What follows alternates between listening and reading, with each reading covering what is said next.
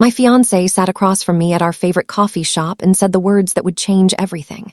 "Mia, my parents think you're useless. They don't think you can handle being part of our family." He didn't whisper it. He didn't look apologetic. He just stared at me, waiting for my reaction like he was conducting an experiment. I felt my heart stop, then restart with a different rhythm, something colder, harder. I took a slow sip of my latte, set it down carefully, and smiled. "Thanks for letting me know, Aaron." His eyebrows shot up. He'd expected tears, maybe begging. Instead, I stood up, grabbed my purse, and walked out. Behind me, I heard him call my name. I didn't turn around. I had work to do. If you're watching this video, please subscribe to the channel, and tell me in the comments where you're watching my story from. Maybe you are living next city to me, and I want to know how far it has traveled. My name is Mia Harper. I'm 29 years old, and I work as a freelance graphic designer. I make decent money, nothing flashy, but enough to pay my bills and save a little. Aaron and I had been together for 3 years. We met at a friend's wedding. He was a financial analyst, smart, ambitious, and came from what people call good stock.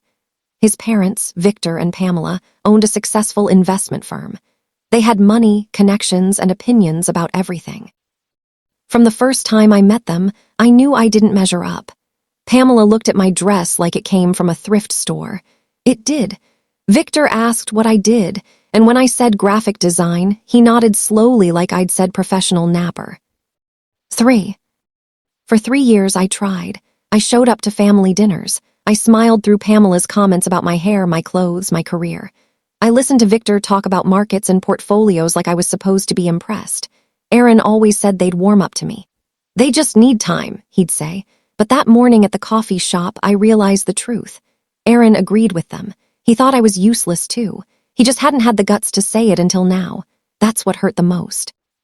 Not his parents' judgment, but his. The man I was supposed to marry thought I wasn't good enough. Well, I was about to show all of them exactly what useless looked like. I went home and sat at my desk. My hands were shaking, but my mind was clear. I opened my laptop and started going through my client list. Over the past 3 years, I designed logos, websites, and marketing campaigns for dozens of companies. Some small, some huge. I'd never really thought about it as impressive. It was just work. But as I scrolled through my portfolio, I realized something. I'd built brands that were now worth millions. I'd created identities for startups that had gone public. I had skills. Real, tangible, valuable skills. Skills that Aaron's parents, with all their money and connections, didn't have, and I was about to make sure everyone knew it. That night, Aaron came to my apartment. He knocked softly like he was afraid I'd throw something. I let him in. He looked uncomfortable, guilty even. "Mia, I'm sorry about earlier," he said. "I shouldn't have said it like that." I crossed my arms. "But you meant it." He hesitated. That hesitation told me everything. "My parents just want what's best for me," he said. "They think you're not driven enough." "Driven enough," I repeated. "Aaron, I run my own business. I support myself." "What exactly do they want from me?" He looked away. "They want someone who can match me, someone who understands the world I come from." "You mean someone rich," I said flatly. He didn't deny it. That's when I knew this relationship was over. I gave Aaron back his ring that night. He tried to argue, tried to say we could work it out, that his parents didn't matter. But they did. They mattered to him more than I did. And I wasn't going to spend my life trying to prove my worth to people who'd already decided I had none. After he left, I sat on my couch and cried. Not because I'd lost him, but because I'd wasted 3 years on someone who never truly saw me. But tears only last so long. By morning, I was done crying. I was ready to fight, not for Aaron, for myself. I was going to show Victor and Pamela exactly what useless looked like, and it was going to be public, loud, and undeniable. I spent the next week working like a woman possessed. I reached out to every major client I'd ever worked with. I asked for testimonials, for permission to showcase the work I'd done for them. I compiled a portfolio that was so strong, so undeniable, that even the most skeptical person would have to admit I was damn good at what I did. I also did something else. I entered a national design competition. It was prestigious, judged by industry leaders, and the winner would be announced at a gala in 2 weeks. The prize was $50,000 and a feature in a major business magazine. I submitted my best work, and then I sent Aaron's parents an invitation to the gala. Front row seats. Aaron called me 3 days before the gala. Mia, my parents got an invitation to some design event. Did you send that? Yes, I said calmly. Why? He asked, suspicion creeping into his voice. Because I'm nominated for an award, I said. I thought they might like to see what useless looks like. There was silence. Then, Mia, don't do this. Do what? I asked innocently. Don't try to embarrass my family, he said. I laughed, actually laughed. Aaron, I'm not trying to embarrass anyone. I'm just showing up. If they feel embarrassed, that's their problem, not mine. I hung up. 2 days later, Pamela called. I didn't answer. She left a voicemail, her voice tight and cold. Mia, this is unnecessary. We understand you're upset, but making a spectacle won't change anything. I deleted it without finishing it. The night of the gala arrived. I wore a black dress I'd designed myself. Simple, elegant, powerful. I did my makeup carefully, my hair in a sleek bun. When I looked in the mirror, I saw someone strong, someone who knew her worth. I arrived at the venue early.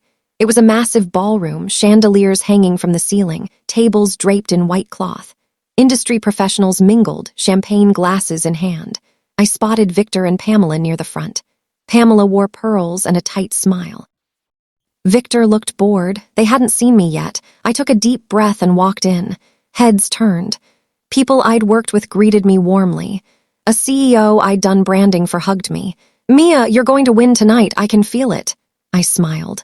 We'll see. Aaron arrived late, slipping in beside his parents. He saw me immediately. Our eyes met across the room. He looked nervous. Good. The ceremony began. The host, a well-known designer, took the stage. Tonight, we celebrate the best and brightest in the design world.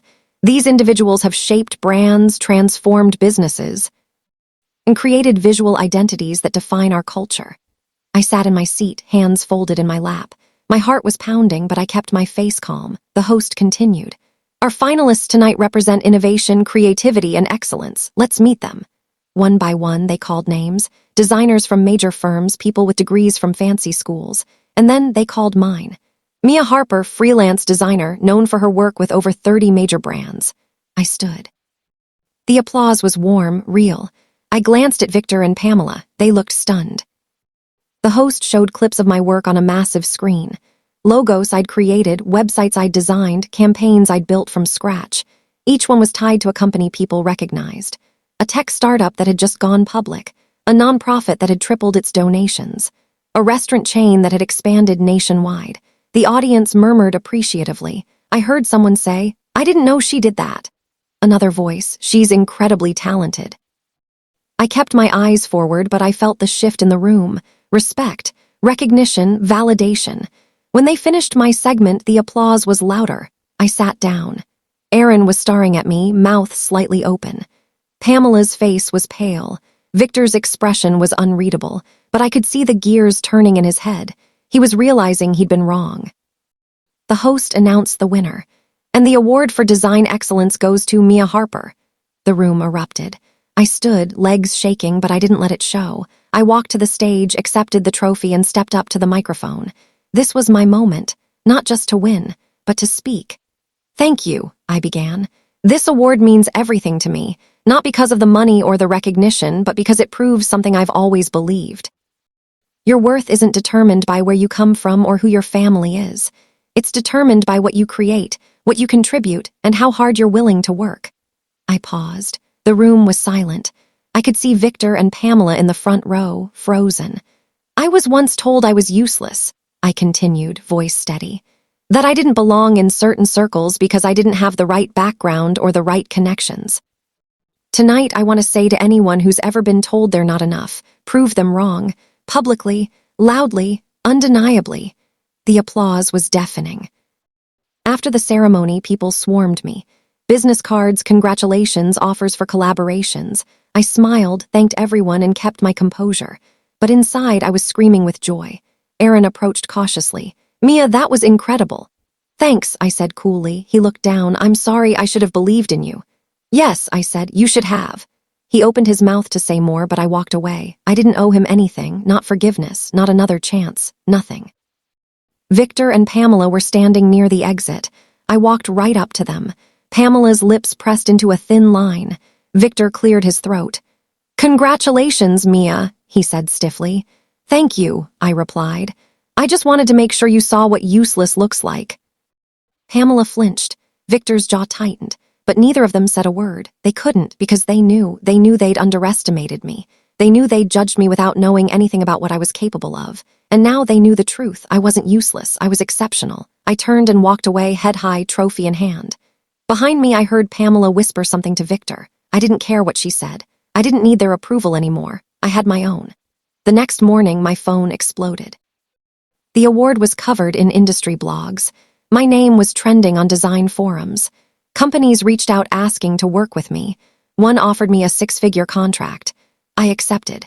Within a week, I'd tripled my income. Within a month, I'd moved into a bigger apartment. Within 3 months, I'd built a team and turned my freelance gig into a full-fledged agency. Aaron tried to reach out several times.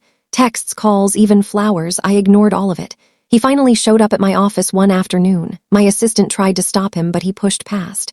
"Mia, please, can we just talk?" I looked up from my desk. "Aaron, we have nothing to talk about."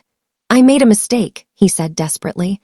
"I see that now. You're incredible. You always were. I let my parents' opinions cloud my judgment." I stood up. "You didn't let their opinions cloud your judgment, Aaron. You agreed with them. You thought I wasn't good enough. And honestly, you were right. I wasn't good enough. For you, I deserved better." His face crumpled.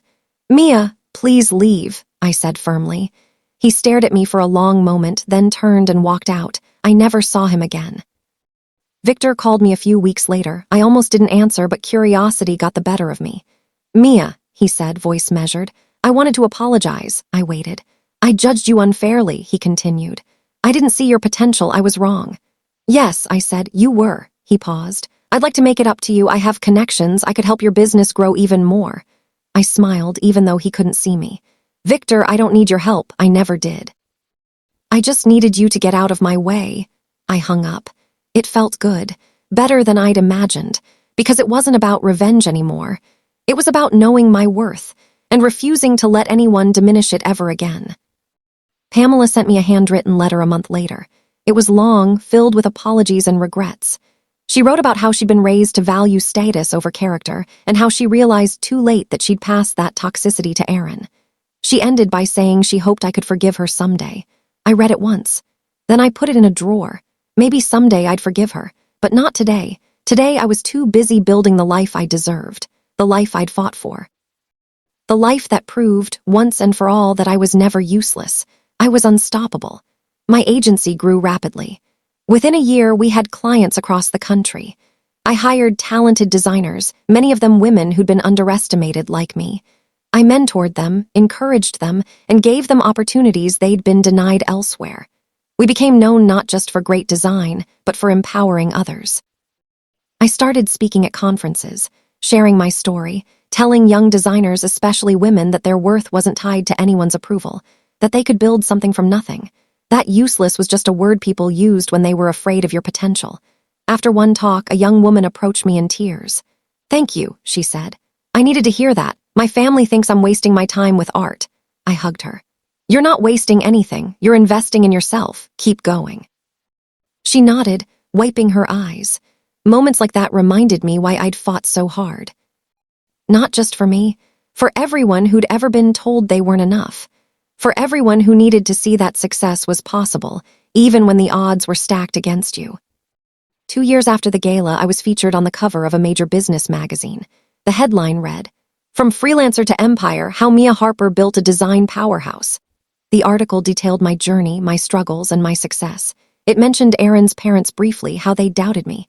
I didn't name them, but people in the industry knew. Victor and Pamela's firm had struggled recently. Some clients left, citing ethical concerns. I didn't feel guilty. I hadn't caused their problems. They'd caused their own by treating people as disposable. I ran into Aaron one last time at a charity event. He looked older, tired. He saw me and hesitated, then he walked over. "Mia," he said softly, "I saw the article. I'm proud of you." "Thanks," I said. He nodded. "I wish I'd seen it sooner, seen you." "Me too," I said honestly, "but it's too late now." He smiled sadly. "I know." We stood there for a moment, the weight of everything unsaid hanging between us. Then he walked away. I watched him go, feeling nothing. Not anger, not sadness, just peace, because I'd moved on. I'd built a life I loved, surrounded by people who respected me. I didn't need his validation anymore. I didn't need anyone's. I had my own, and that was more powerful than anything else. That night, I went home to my apartment, poured a glass of wine, and sat on my balcony. The city lights twinkled below. I thought about the girl I'd been 3 years ago, the one who'd cried after giving back a ring, the one who doubted herself. She was still part of me, but she was stronger now, wiser, unbreakable. I started a mentorship program for young designers from low-income backgrounds. I wanted to give others the opportunities I'd had to fight for. Every month, I met with a new group, reviewed their portfolios, gave feedback, and connected them with clients. Some of them cried when they got their first paid gig. I understood. I remembered that feeling. The validation of someone believing in your work. It was life-changing. One girl, a 19-year-old named Kelsey, reminded me of myself. Quiet, talented, but afraid to take up space. I worked with her closely, pushed her to submit to competitions, to believe in herself. 6 months later, she won a regional award. She called me sobbing. "I did it, Mia. I actually did it." "No," I said gently. "You always had it. You just needed to see it." My agency continued to grow. We expanded internationally, opening offices in London and Sydney. I traveled constantly, met incredible people, and built a reputation as someone who lifted others up. I dated here and there, but nothing serious. I wasn't in a rush. I was focused on building, on creating, on proving every single day that I was more than anyone's limited expectations. And I was happy, truly, deeply happy. Not because I'd gotten revenge, but because I'd gotten free. Free from needing approval, free from shrinking myself, free from believing that my worth was tied to someone else's opinion. That freedom was worth more than any award, any amount of money, any validation. It was everything. 5 years after that coffee shop conversation, I received an invitation, a business summit. I was being honored as one of the top entrepreneurs under 35. The event was massive, televised, attended by CEOs and industry leaders. I accepted.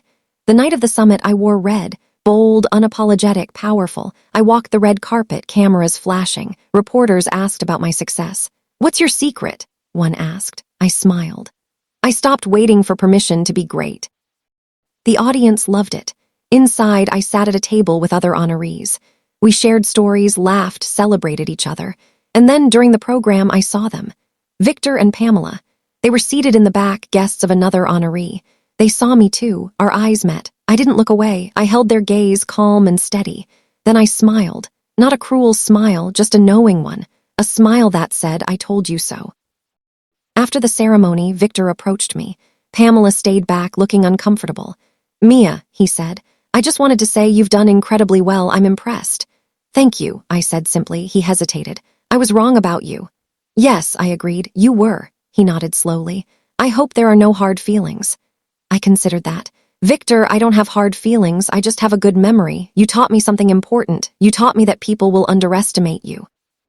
And when they do, you have 2 choices. You can shrink to fit their expectations, or you can grow so big they can't ignore you." He looked down. "I deserved that." "Yes," I said. "You did." I walked away. And this time I didn't look back, because I didn't need to. I'd already won. These days I wake up in a home I built with my own hands, metaphorically speaking. I run a company that employs over 50 people. I mentor dozens of young designers. I speak at events, write articles, and use my platform to lift others up. I'm not rich in the way Victor and Pamela measure wealth, but I'm rich in the ways that matter, in purpose, in fulfillment, in knowing that I created something meaningful. Aaron tried to friend me on social media last month. I didn't accept. Not out of bitterness, just because that chapter is closed. I've moved on, I've grown, and I've proven publicly and undeniably that I was never useless. I was just surrounded by people too blind to see my value. So if anyone ever tells you you're not enough, remember this. Prove them wrong. Not for them. For you. The story you have just heard is a powerful real-life story that happens in our society every day. I'm telling you this to wake your mind to self-worth, resilience, and the importance of never letting anyone define your value. If you were Mia, would you have fought back? Would you have walked away quietly? Or would you have stood up and shown the world exactly what you're capable of? I want to know your opinion because every story is like a candle that can light the path for someone else. God bless you and may courage guide your hands. Meanwhile, on the final screen, I am leaving you with one of the most beloved channels, King's Revenge Vault. I am sure none of my stories will fail to surprise you. Thank you for staying with me until this moment.